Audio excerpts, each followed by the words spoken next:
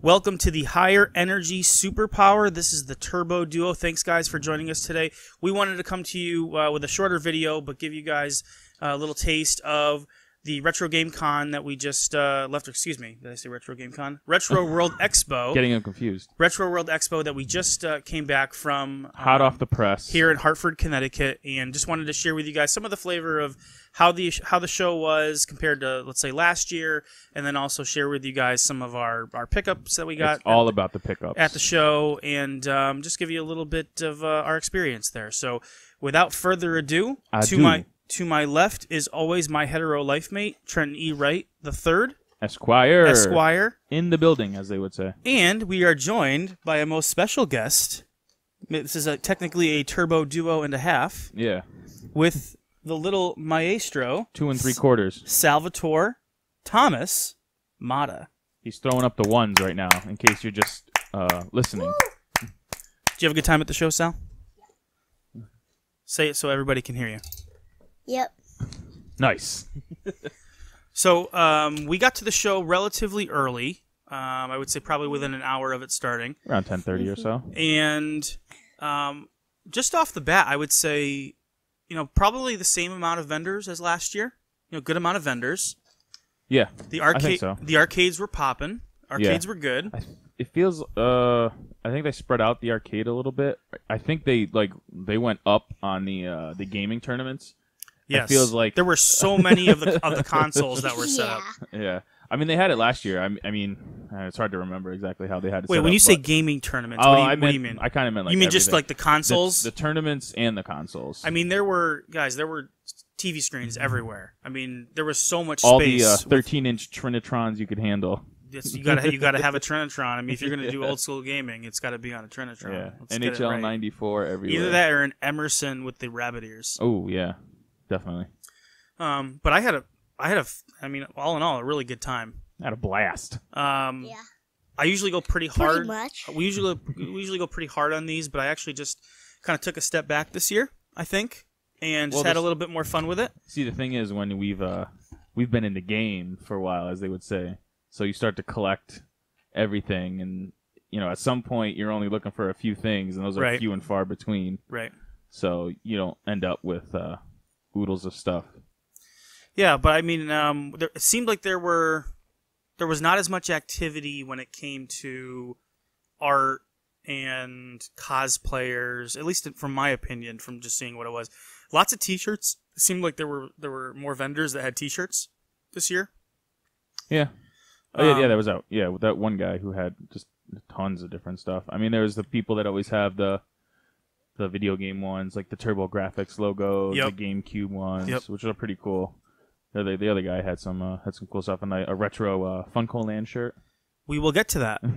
We will get to that. That was we will get to that. Did you see the Sega one he had? I did. I couldn't pick out what that actually looked like, though. It looked like a weird Sega logo. I can't remember now. Well, it was different. I think the E was from Eternal Champions. Oh, like from all different Sega games. It pulled like 4 different letters from 4 different Sega games to spell Sega.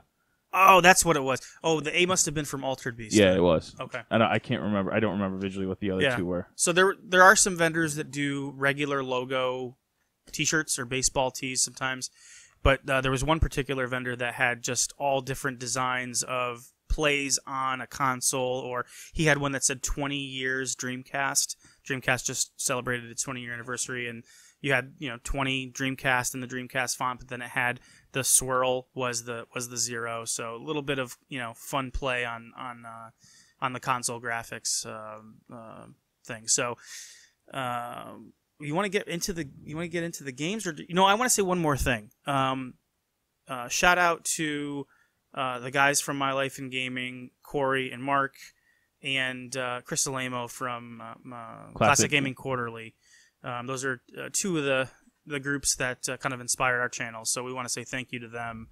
And they were there. We got to meet those guys. If you haven't seen their channel yet, check out Classic Gaming Quarterly on YouTube. If you're into classic gaming, you must have seen these guys. But Chris Alamo, Classic Gaming Quarterly, and Corey Carlson from My Life in Gaming. All just great guys. Just great. Just as good in person as they are on their channels. It's refreshing to talk to somebody like that isn't over themselves. Helped us out with our podcasting inquiries. Yeah, so that was on the video end. Yeah, so it's nice for the guys from Retro Games Plus and Retro World Expo to be able to bring in that type of YouTuber to support the event and really make it more than just buying and selling video games. It's a whole experience. They were having a panel. We had to get leaving early, but they were going to have a panel, a magazine read through. So I mean, just soaking up all of the retro goodness that you can at these shows. It's just a blast. The arcade games. Yeah. You had fun. What did you have fun playing in the arcade games? Yeah. What did you like? Street Fighter. You did play Street Fighter. You played Street Fighter with Mommy? Ken against Chun-Li. Did you win? 2 times. You beat Mommy 2 times? Yeah. 2 times. Wow. 2 times. Playing arcade games, you almost forget. And you've been down to Barcade quite a bit. Yeah. But you almost forget if you haven't played them in a while. Just there's something with an arcade screen that makes it kind of special. I was playing R-Type. Yeah. And it's just I don't know what it is about that setup or if it's the buttons, but it was a lot of fun. I played R-Type. I got through like a level and a half, and that was I don't know. It's just a lot of fun when you can.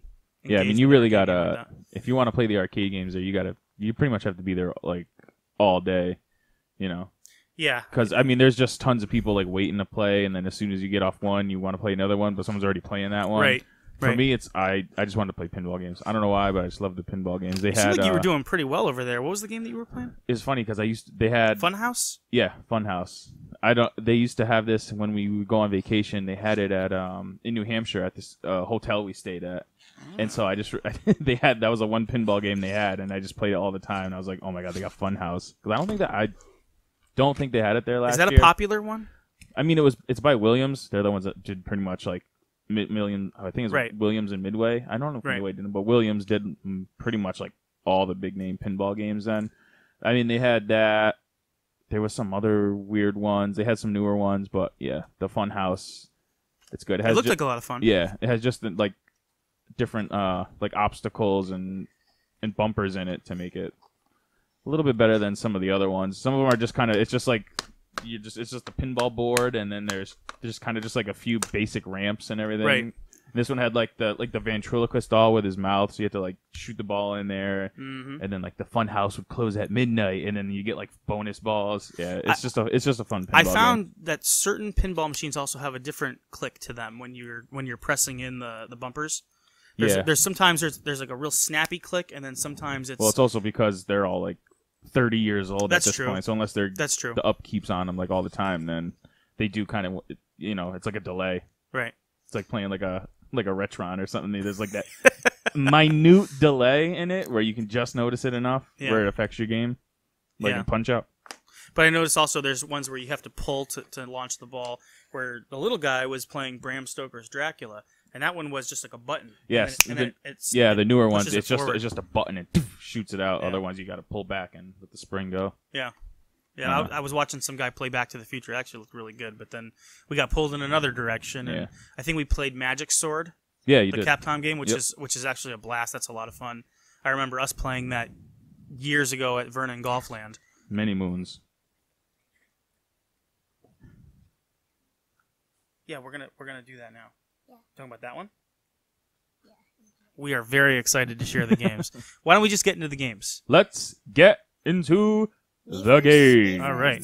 Me first? You want to do yours first? Yeah. All right. Why don't we get into Sal's game? So this you would say is the holy grail of the day. This is okay. So Sal is very into Star Wars. We are kind of launched into Star Wars here. We are in deep space into Star Wars. Yeah, and so Sal found a game in a bin that sometimes you can find some crazy games in a bin that you've never seen before that are worth hundreds of dollars. This isn't it, but it is a very special game nonetheless. You want to show the people? Let's show everybody. Look at that. Star Wars, The Clone Wars Republic Heroes on PlayStation Portable. Look at that game. Now, to me, this looks like it's kind of like a hack and slash. Like a hack and slash action game? Can I show them the back? Sure.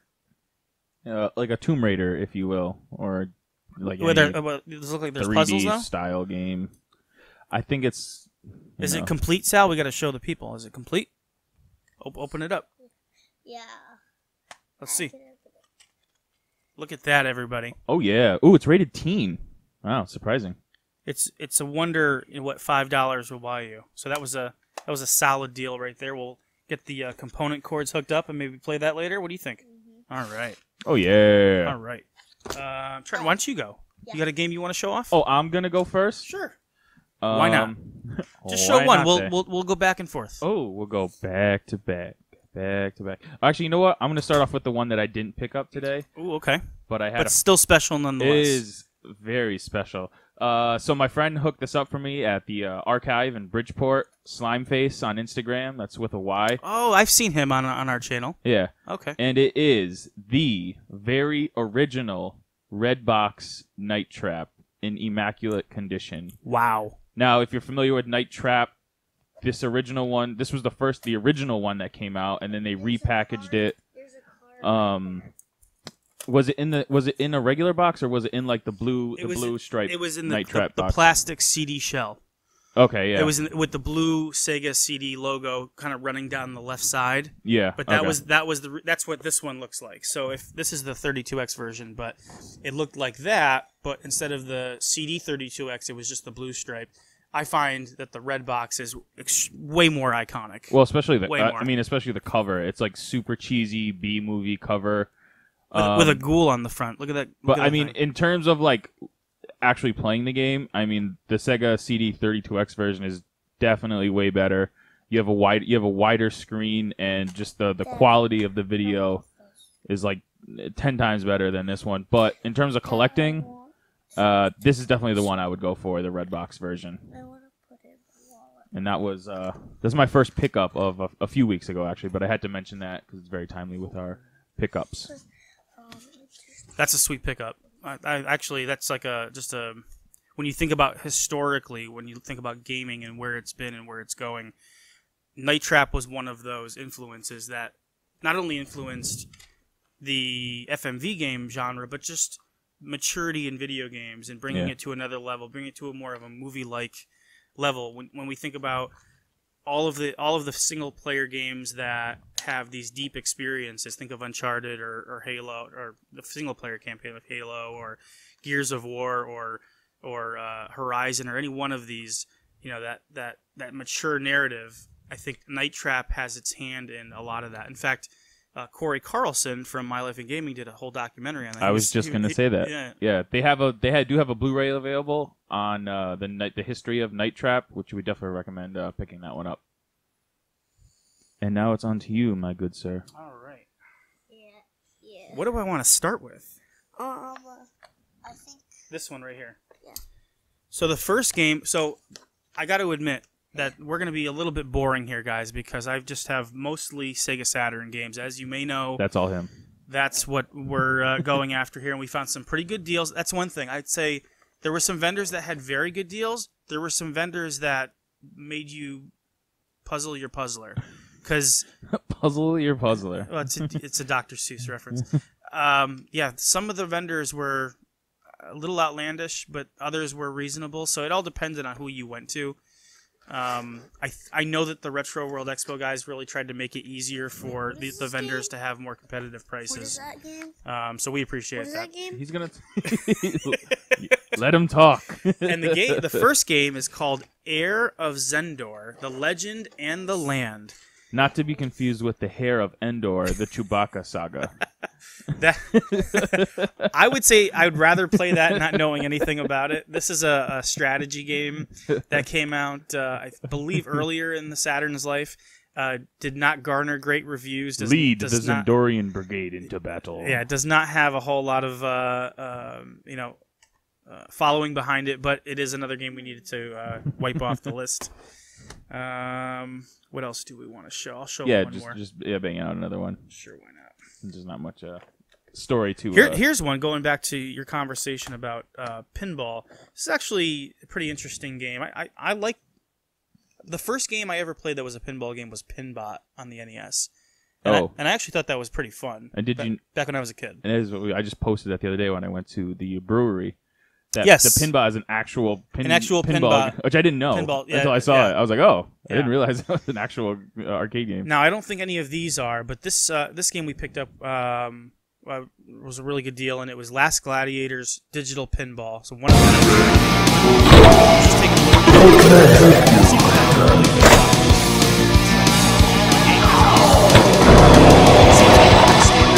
but definitely better than Air of Zendor. I mean, Most likely. It's no crew ball, but I mean, Last Gladiators. I mean, that sounds like a sequel to like Dark Rift. I would say this is probably better than Dark or Rift. Criticom. But that's another one that we liked off the list. Do you want me to go with another one? Or? Oh no, let's keep the pinball games rolling. Oh, let's do it. Because I've got one. And if you're gonna play pinball, you want to be high and fast, and that is High Speed Pinball by Trade West. Now, I never heard of this game before I saw you pick this up Okay, today. so literally the only reason why I remember this game is we used to go to Video Galaxy. Oh, yeah. When it was in the JCPenney and ShopRite Plaza. Well, tell everybody what you're talking about. Are you talking it's just about... your standard video store, video rental place, and they had the actual boxes there.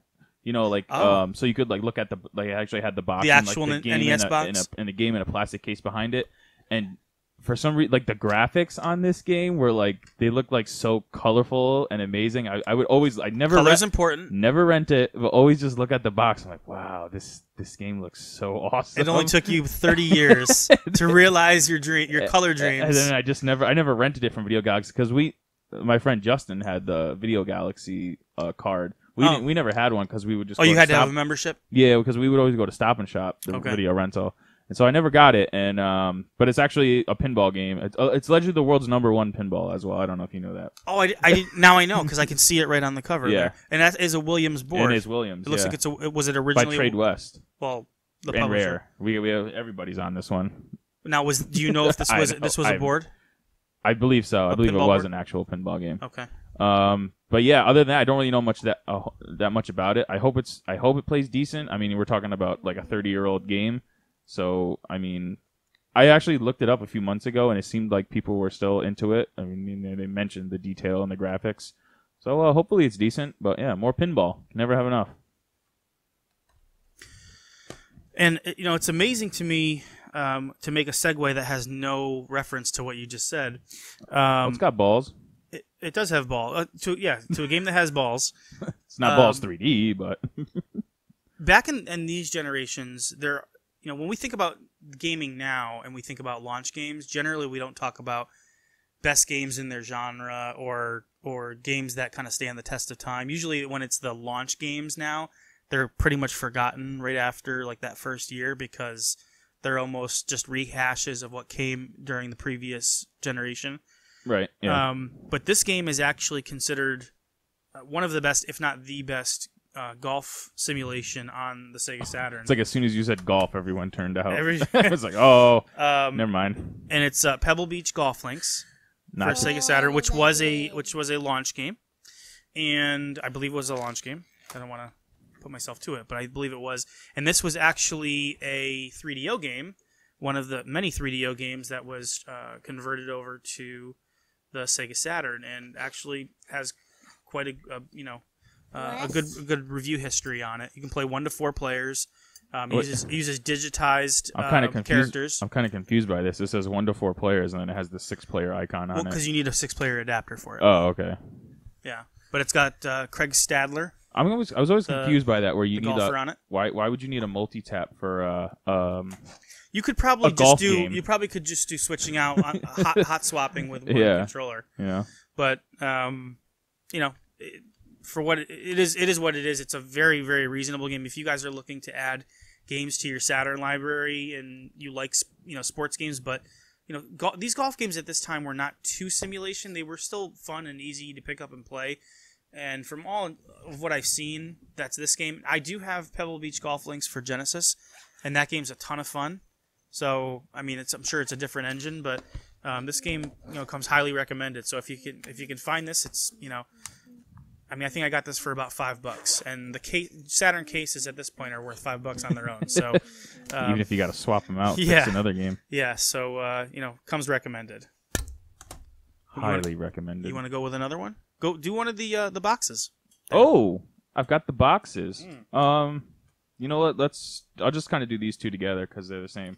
So I managed to pick up. They are not the same. I played them. They are not the same. No, I mean they're related in a way. Right. It was the Attitude Era, so to speak.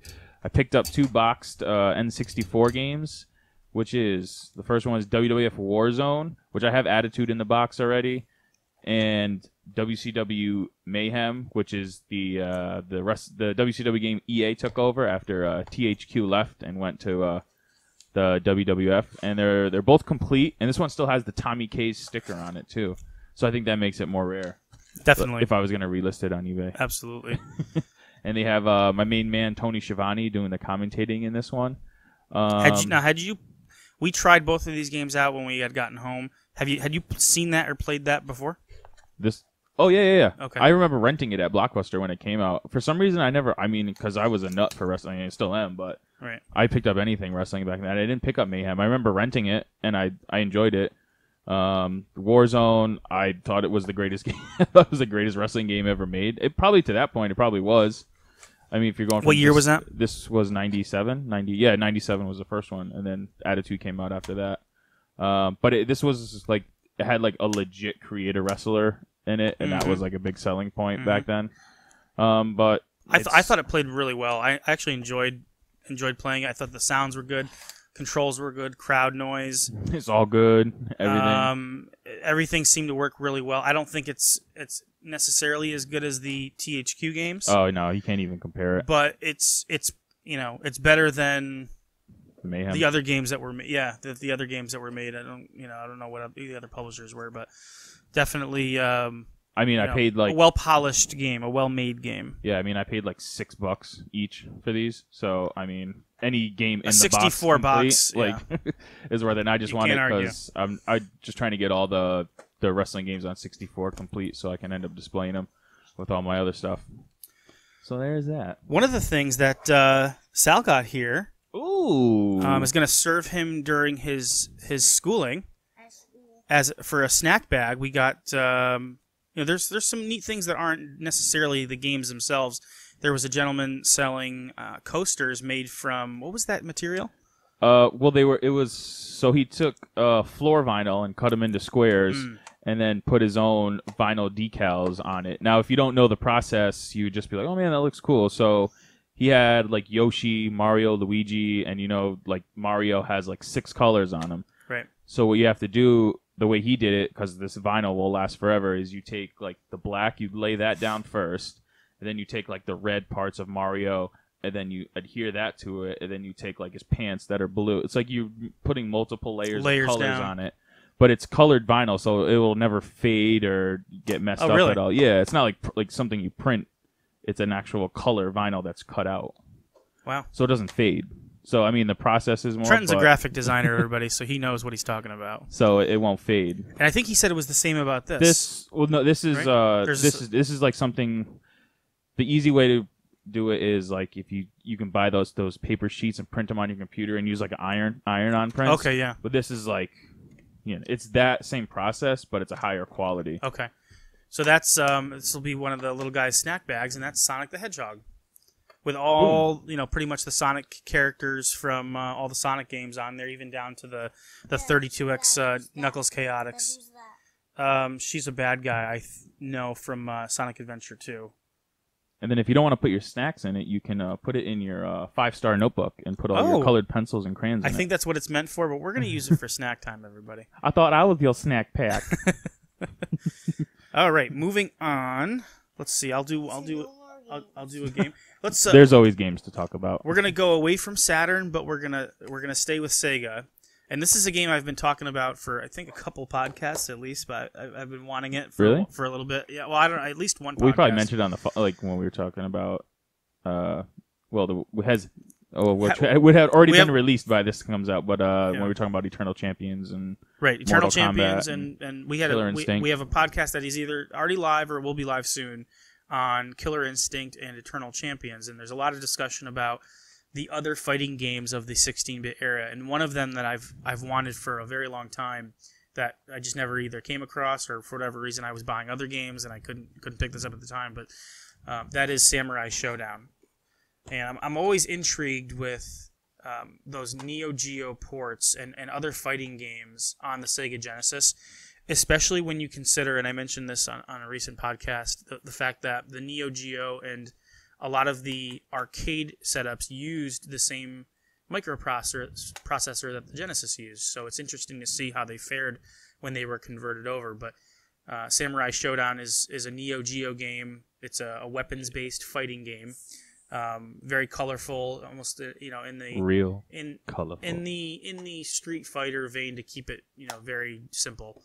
But you do have weapons, which is an interesting aspect to it. Oh man, I really wish I knew for sure, but I think in this version you can jump from foreground to background. I don't know. I know there's multiple layers of fighting planes. Like Guardian Samurai Heroes. Yeah, didn't Samurai Showdown have that?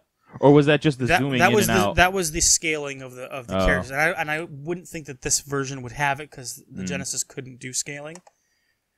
Hardware based. We'll find out. We're gonna test it out later. But excited to have this in the collection. And I mean, it still looks great. It looks awesome. I'm excited to play it. I don't know. Fighting games are very easy to understand in terms of what they're trying to do. They don't always have the easiest controls, but it's a very straightforward process, and that's what I like about it. I like the colorful graphics and the different characters, and again, it's just one that I've always been wanting to track down. So we finally got it, and that's another one that's off the list that we wanted. Now we need more shelf space. We gonna need more shelves. Cancel all my appointments. I think I'm gonna do another one. Okay. Get it popping. Yep.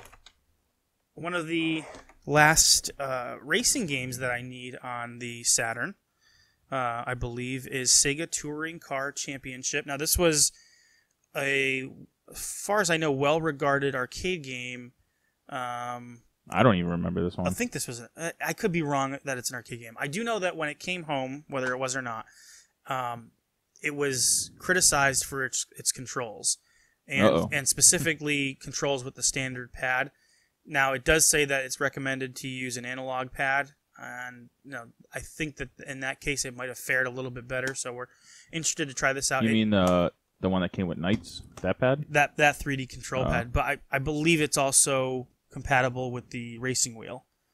Well, you would hope so. Yeah, so I'd actually like to do a test on this and see which controller works best with it. You think why wouldn't they just use the controls from like Sega Rally or something like that? But Sega, or did they want to make two different? Like they want to appeal to two different audiences. They want to make Sega Rally as the arcade one, maybe this as the more serious. I think one? By the time this game had come out, the arcade racer was sort of forgotten.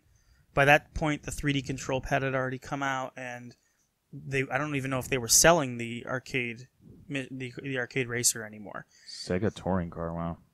I believe it's compatible with it, but it almost looks along the same vein as it almost looks like it's along the same vein of Sega Rally Championship, but just a little bit different. And it doesn't, nobody talks about Sega Touring Car as the game to go back to on Saturn, and it's because of the controls that they didn't translate as well as Sega Rally did. Makes sense. Oh, a little bit of tape. So I definitely never even seen this or heard of it.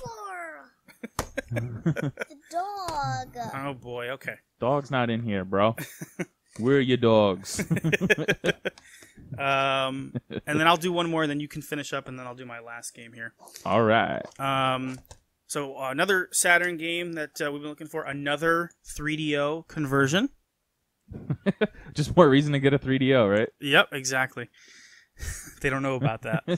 I'm looking for a 3DO, everybody. I'm taking the plunge again after the conversation we had on the last podcast about 3DO. And that game is The Horde. And so basically, not the Horde. The Horde. Oh. So this is a game where you're a person who's defending a town and building up its defenses, almost like a godlike game or a strategy game, like a Warcraft or something like that. But the difference is you're building it up, and then at nighttime, this horde comes out and attacks your village. And when it switches, you actually go out in the field and you can attack the horde as they're attacking your town at the same time, and you have to keep your town alive, let's just say, or you have to keep it from getting too damaged. And every night, it's basically gets more and more intense, and you need to get more sophisticated with building it The up. graphic style kind of looks like Diablo. It almost looks like a Diablo, yeah. Yeah. Kind of, and it switches to more of a Diablo type of perspective at night when you're actually out there slashing away. Man, they are really trying to sell this thing, huh? What do they say? This is mouth-watering 3D texture map characters. Wow. They even put the GamePro score, the 5s all across the board. It was a well-regarded game when it came out on 3DO. Definitely. Those might be the 3DO scores. Oh, yeah, it actually says that, too. It says there's a star. It says, that's the 3DO rating. Oh, there you go. Yeah, I don't know if it got 5s across the board, but by the time it finally reached... Now, if you saw this tagline, would you assume it's for a video game or for a porn? Gut-popping swordplay. A porn. Well, you'd be wrong, sir, because it's a tagline for The Horde. No, that was two men doing the missionary press, or whatever he says. Military press. Military press. Barry Lincoln. All right, why don't you go ahead? What else you got? Go ahead now. So, I brought it back, and as you know, we did a podcast on Ken Griffey Jr. versus World Series Baseball. And I went even deeper back, and I got Ken Griffey Jr.'s winning run for the Super Nintendo, which is the second one that they put out on the Super sequel Nintendo. On Super Nintendo. Yeah, it's not well, it's complete. Well, it doesn't have the booklet, but so it's not complete. Yeah, but I mean, to get a Super Nintendo game in the box with the box in like really good condition. Yeah, you'll track down a manual. Yeah, I mean, I wasn't really trying to find it complete, but I just actually wanted the game. I don't know. I think the game goes for maybe like $8 or $10. So isn't that what you got? I got it for a little less than 15. Yeah, that's not because bad. I got it with a few other stuff. So Ken Griffey Jr.'s winning run, and I don't think still haven't played it yet. So no, I've played the original. Yeah, and I really like that. But this is a whole different game made by a whole different studio, right? This is made by this is the one. Rare. Yeah, or the first one was made by Rare. I'm pretty sure it just says Nintendo on it, but okay, I'm almost positive. Okay. Oh no, I don't see Rare. Maybe they just didn't put their name on it, but I could have sworn it was. Okay. But it just says. Hit us up in the comments if you guys know the answer to that. We don't know everything here. I do want to show these off quickly. We're almost done.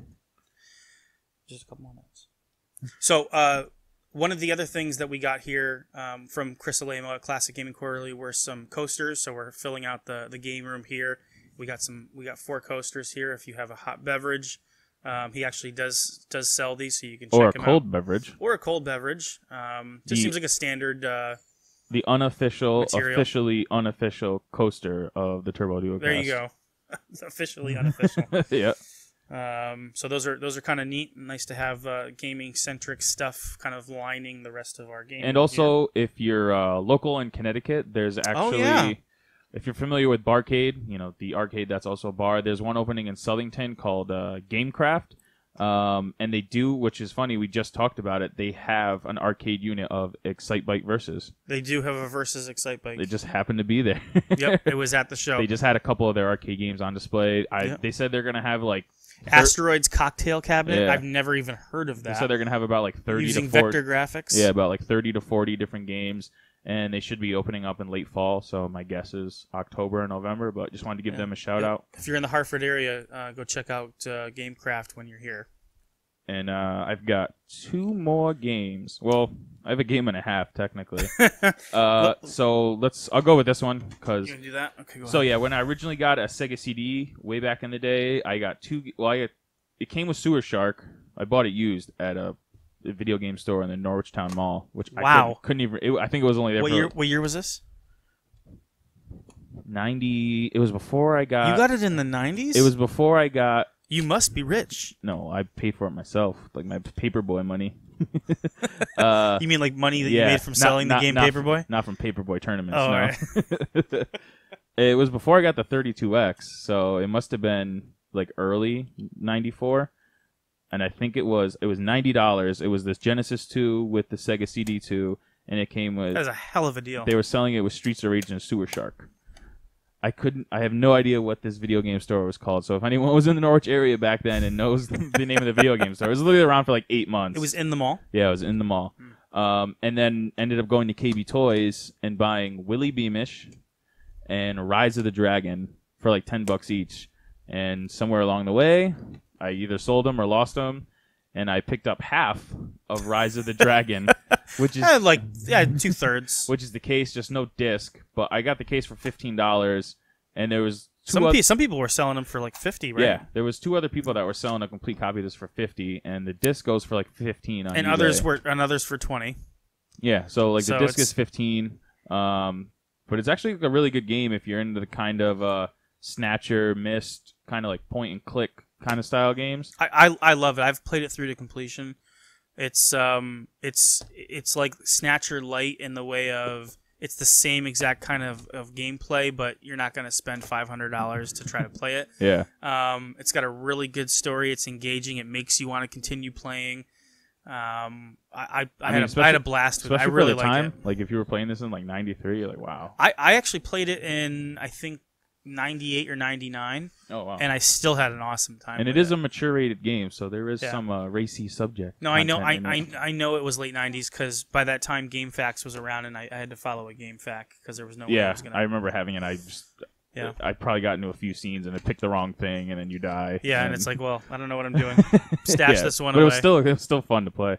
It's definitely a game. Rise of the Dragon is definitely a game that is worth more than what it's going for in terms of, I think, the intrinsic value of the game. And it's Sega CD, so probably in like another year, it's probably going to shoot up another $20 or something. That'll be the next thing people jump on, except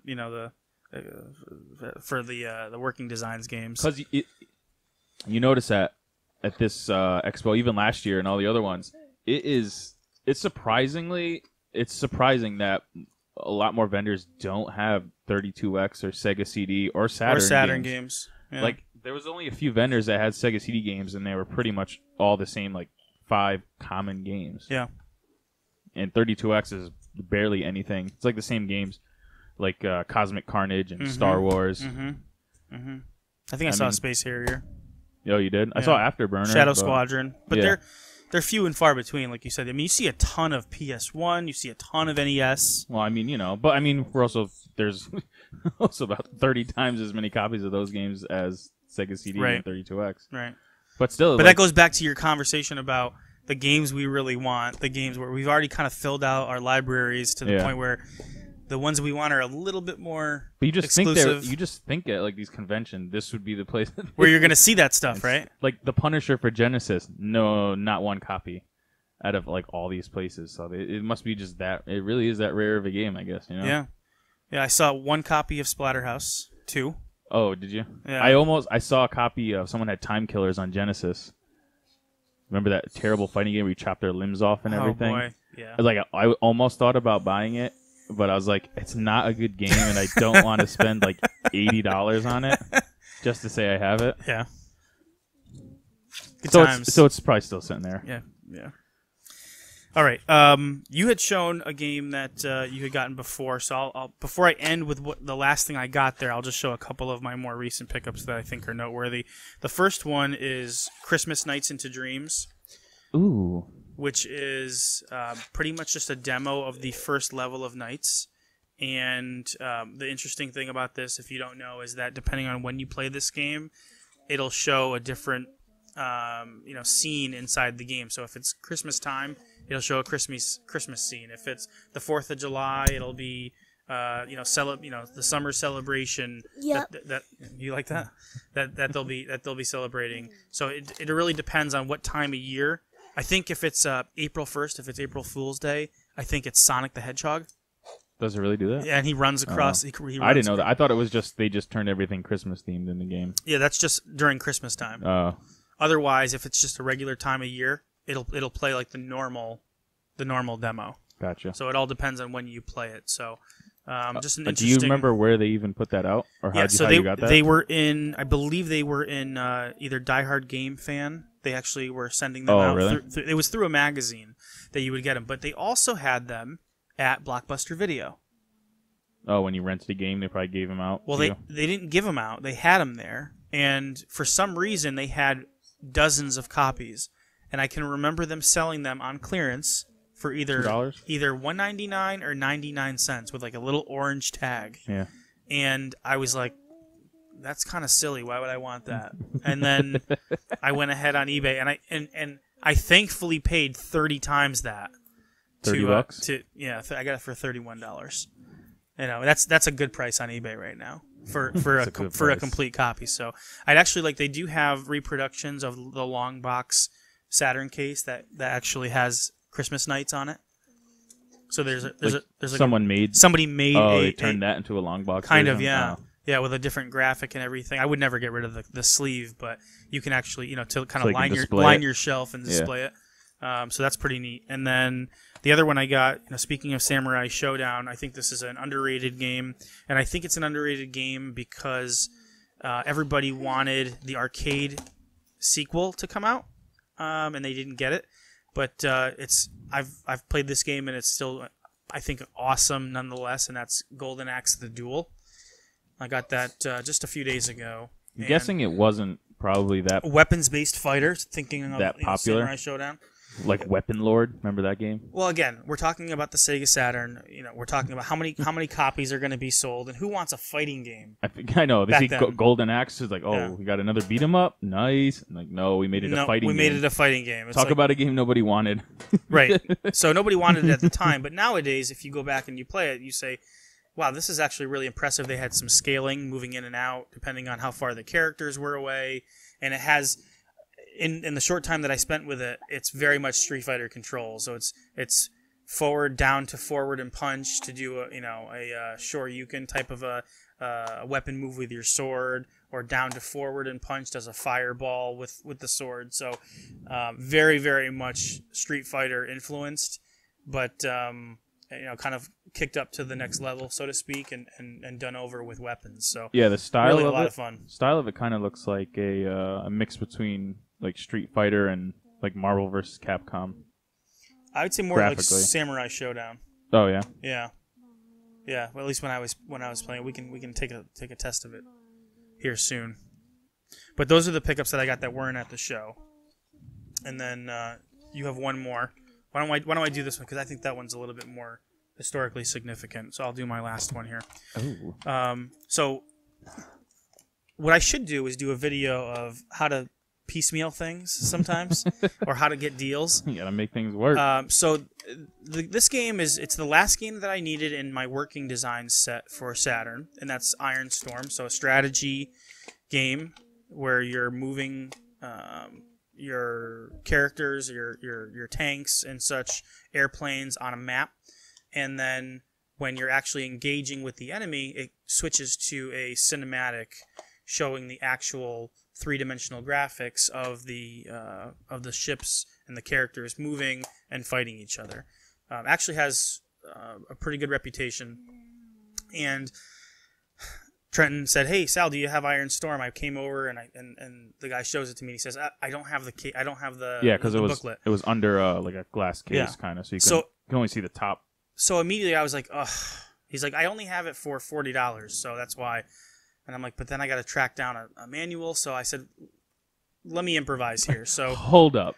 So I went on eBay and I found somebody that had the manual. They wanted $40 for it, and I said, "Well, I don't want to spend $40, but I'll try to spend $30." So I messaged the person who had it, and they immediately got back to me. They said, "Yes, we'll do it for $30." So I bought that, and I told the guy that just to hold on to this for me, and then he sold me this for $30. So I ended up getting it for $60 for $60. Do the math, as Atari would say. Yeah, do the math. So now I've when I get that manual, and it'll be a complete copy. So Iron Storm on Sega Saturn. Not only another one down, but actually a good game that I'm looking forward to testing. I mean, you would think so, right? It's Working Designs. Did they ever make a bad game? On Saturn? No, I don't think so. They wouldn't make games that were bad and move them over. You know.